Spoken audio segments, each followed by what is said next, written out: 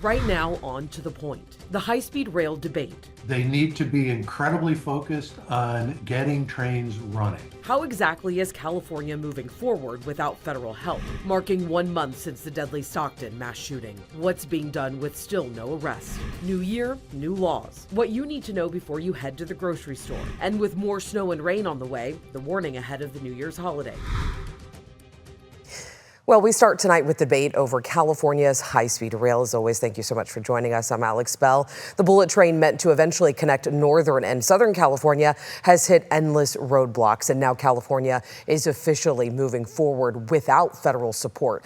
The state dropped its July lawsuit against the Trump administration, which challenged the slashing of $4 billion in federal funds. Opponents of high-speed rail say that Governor Newsom is admitting defeat, but supporters say the project will continue, eventually eluding private investors could soon be arriving. ABC's Ji Nguyen has been reporting on this project for the past year and is here with what might happen next. Well, Alex, for the most part, it will be business as usual for the high-speed rail project, especially since the legislature committed $1 billion a year to the project through 2045. But state leaders and the authority have said state funding will not be enough to finish it. How long will that last, and who will continue the funding for the rest of the project? That's still up in the air. Now that California has dropped its lawsuit against the Trump administration over federal funds for the high-speed rail project, advocates for the controversial bullet train say this is a good sign. They need to be incredibly focused on getting trains running. The next key step is you can actually buy a ticket and sit in a seat. And anything that distracts from getting to that goal needs to be pushed aside. The High-Speed Rail Alliance advocates for high-speed rail systems across the country. Richard Harnish believes not having the federal government involved could make a clean slate for any other investor to come in. Any efforts to make that possible by making it easier for other companies to know what's happening is really important. So the step away from the federal government makes things easier understanding what's going to happen next. During the 2025 legislative session, lawmakers committed $1 billion a year through 2045 into the Cap and Invest program.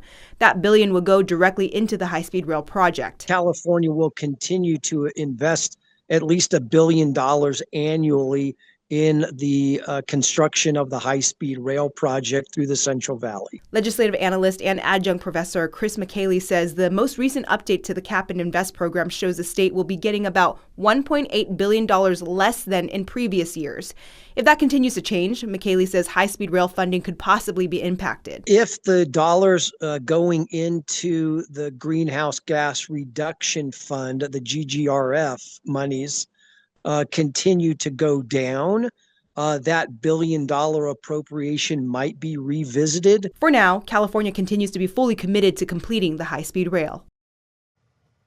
The high-speed rail, always a hot topic here. All right, my first question, though, Jeannie, is how will they get the money to fund the rest of the project? And my second question would be, have there been any conversations about getting those private investors involved already? Well, that's an ongoing discussion right now, Alex. And, with the state investing $1 billion into this project, it's potentially hoping to show investors that the state is serious in committing to finishing and seeing this project through. Right now, the High-Speed Authority is actively accepting bids, and they expect this to be a potential international partnership, and they expect to make an announcement sometime in the next 6 months. So I'll see you again in 6 months. Exactly. All right, Jeannie, thank you.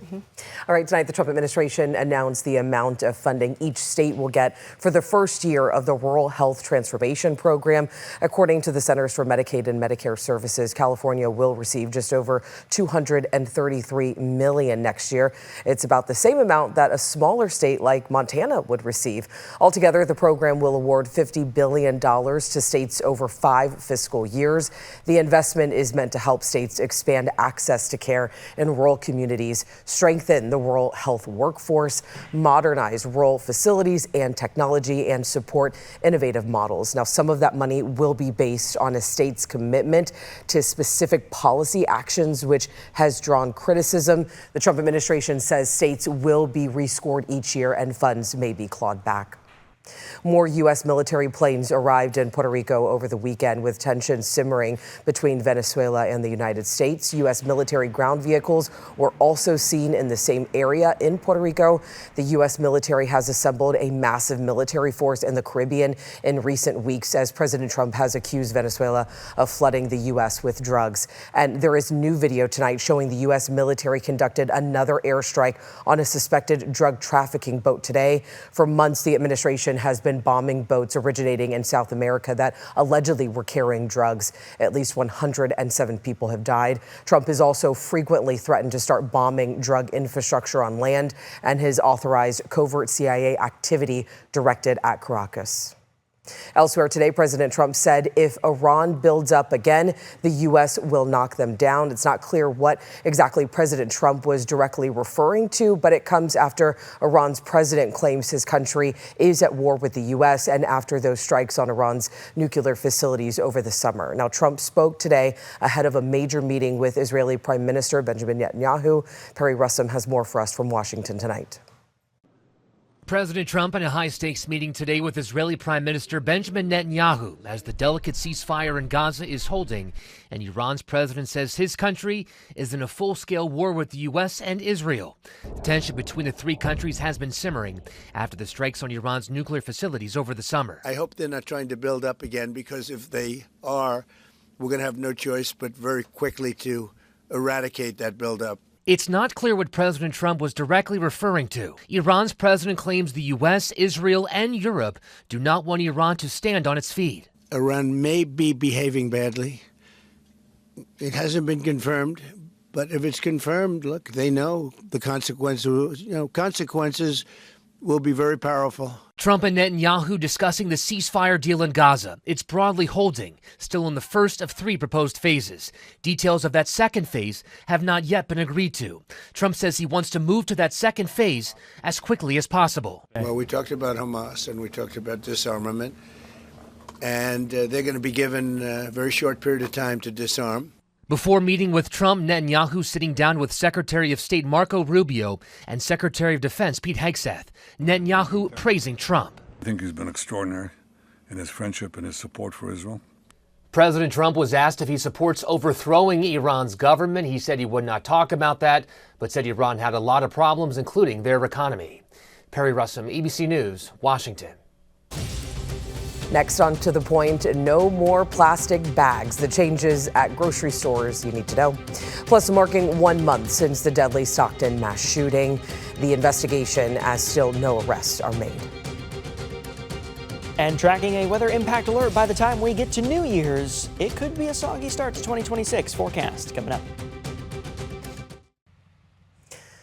Man, take a look at some of these videos. A massive pileup in Michigan tonight on one of Detroit's busiest highways. 3 semi-trucks and at least 20 vehicles collided along I-75. Thankfully, nobody was hurt, and the National Weather Service had issued a snow squall warning right around the time of the crash. Snow squalls are intense blasts of snow that can cause whiteout conditions. This is in the middle of one of the busiest travel stretches of the holiday season, and a winter storm is bringing blizzard conditions, severe thunderstorms, and bitterly cold temperatures to millions across the United States. But here at home, we are watching for more rain and snow. I do want to get things over to Brendan, who is tracking a weather impact alert for the new year.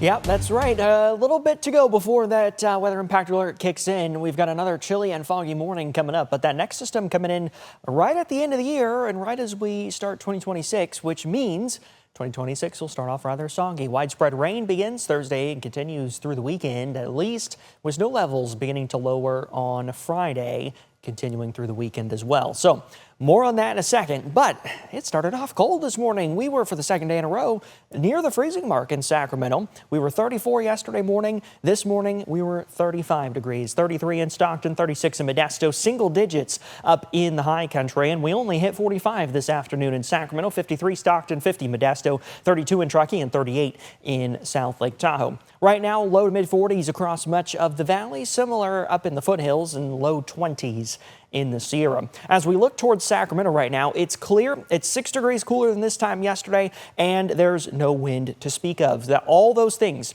mean there's going to be another cold start to Tuesday, and we're going to be watching for fog returning to Northern California again, especially in the valley. So cold and foggy start, 36 in Sacramento, 39 Stockton, 38 in Modesto, 44 in Placerville, 8 to start Tuesday up in Truckee.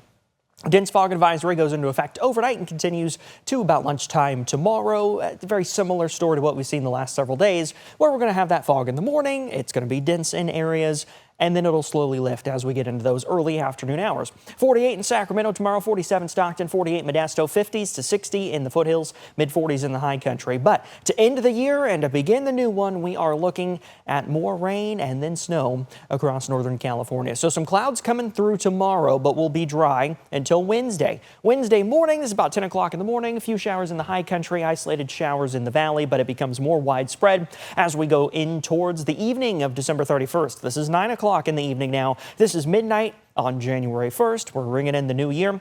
Could be dry for some, and it will likely be showery for others. So just keep that in mind for any New Year's Eve plans. New Year's Day, likewise, going to be showery in the valley. Not really looking at much snow until we get later in the day on Friday, when those snow levels come towards the pass level. And as we go through the weekend, Saturday, showery in the valley, out through the Delta and Bay Area. Similar up in the high country. We're going to continue to see snow falling, and it lingers through Sunday. So this storm, not as big of a storm like we had the week of Christmas.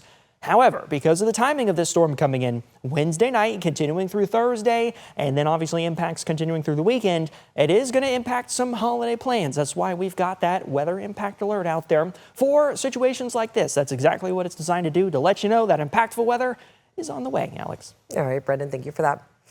A new year means new state laws. The big change you can expect to see at grocery stores, plus the new rules at public schools, plus the deadly Stockton mass shooting and continuing search for answers 1 month later. Well, tonight, unfortunately, marks exactly 1 month since the deadly mass shooting in Stockton. 4 people were killed at a children's birthday party. 13 others were hurt and have since been released from the hospital.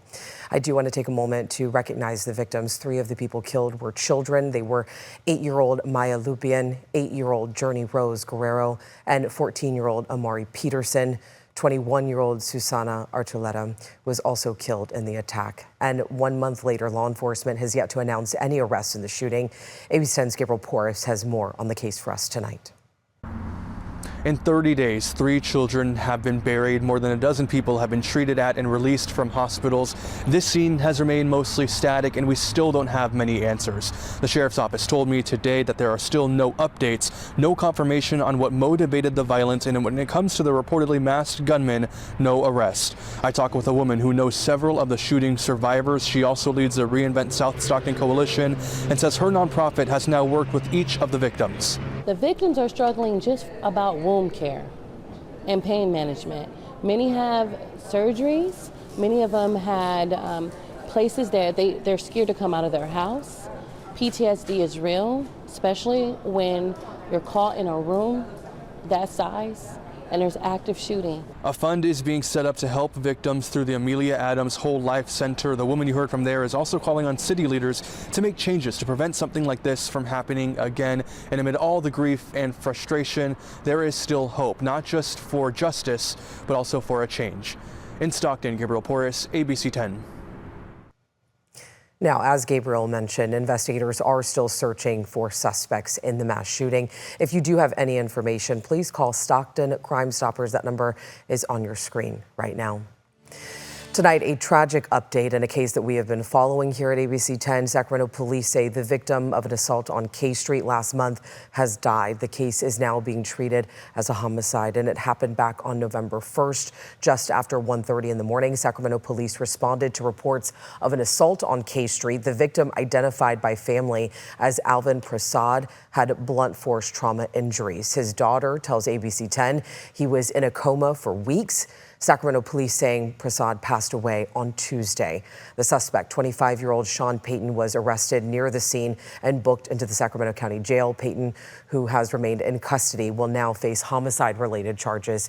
Payton initially faced hate crime charges.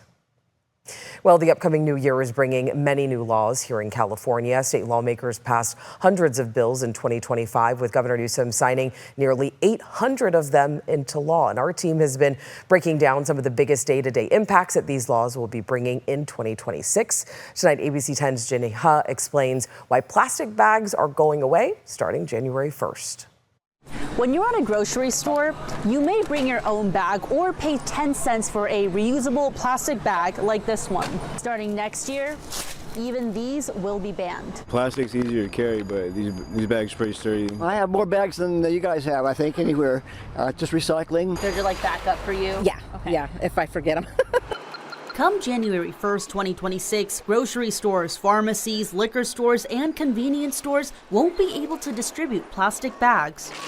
Stores will still offer paper bags for 10 cents, though those under food assistance programs will be exempt. And by 2028, these bags must be made from at least 50% recycled materials. I don't necessarily think that those types of bags are as sturdy, so I think it's just going to be more of a pain. So I pretty much just bring my own bags to do my shopping. As long as they're thick enough. You get the cheap ones, and as soon as you get halfway out of the store, then they rip.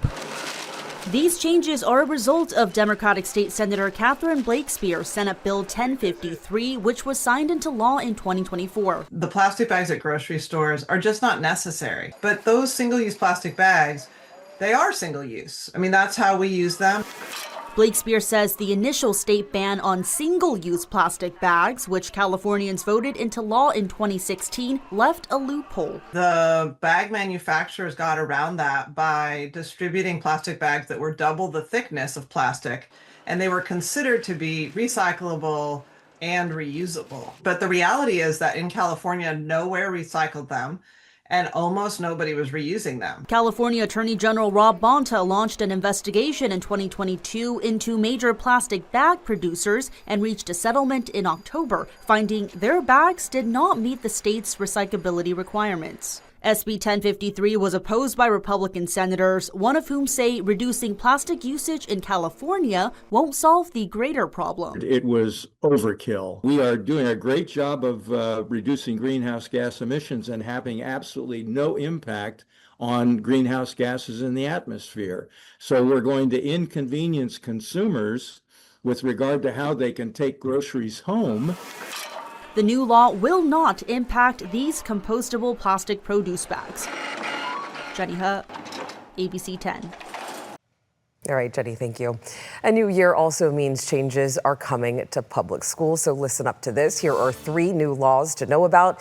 AB 3216 addresses school phone policies. All public K-12 schools in California must implement policies that limit or ban student phone use by July 1st, 2026.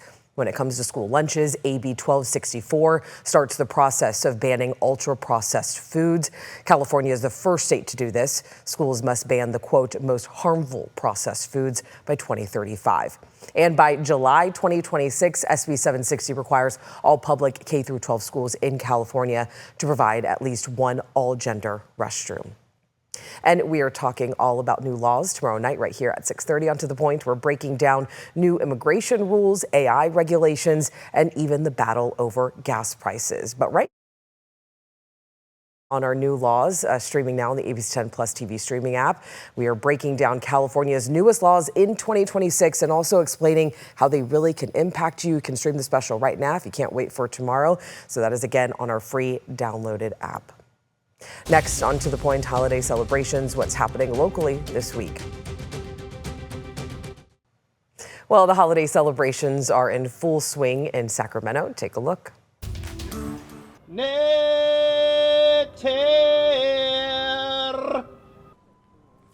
A celebration of culture, community, and California agriculture filled the grounds of the California State Capitol. The Capitol's 27th annual Kwanzaa celebration brought together families, farmers, and community leaders for a festive kickoff centered on Umoja, the principle of unity. Organizers say the event highlighted California-grown agriculture, from fresh fruits and vegetables to fisheries, forestry, and global trade, while connecting modern farming to ancient Pan-African harvest traditions known as the first fruits of harvest. Ashe, Ashe, Ashe, Ashe, Ashe. It is done. The idea of Kwanzaa is a festive celebration of the harvest. There's a lot to celebrate in the midst of all that's going on in the world, in the midst of a lot of doom and gloom. It's a ridiculous amount of celebration, particularly here in California. The event also featured food, cultural displays, and educational experiences to teach and inspire all generations. And over in Elk Grove, the Sky River Casino was showing off what to expect for their upcoming New Year celebration. The theme is fire and ice and includes a cirque-style light-up contortion performance by Las Vegas-based Dreamcast Entertainment. There will also be live DJs, special New Year's Eve themed food and drinks, and of course a midnight countdown. And the best part, get this, it is all free and open to the public if you do want to check it out. As always, thank you so much for watching and for always inviting us into your home. We'll see you right here tomorrow.